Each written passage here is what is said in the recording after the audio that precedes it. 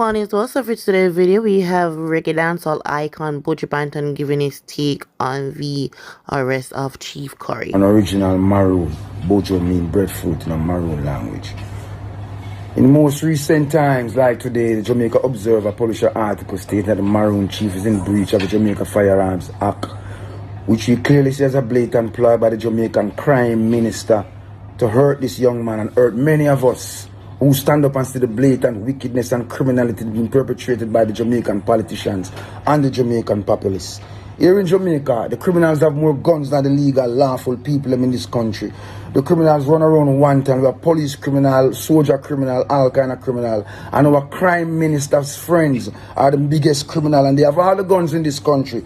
So when you want to label a chief as having an illegal weapon because you want to destroy him and destroy his credibility, yes, it is not right. I want the world to keep a close look at this, because you see that our crime minister has just tried to pass a legislation that illegal firearm holders, the people who have illegal gun, them get life in prison, or them for kill them on spot. We don't put anything past these criminals. So therefore, they are the real criminals who are running this country with a criminal grip, because they are criminal masterminds. And this is another ploy with criminal intent to hurt another citizen of this country, and we're putting it on blast. Thank you.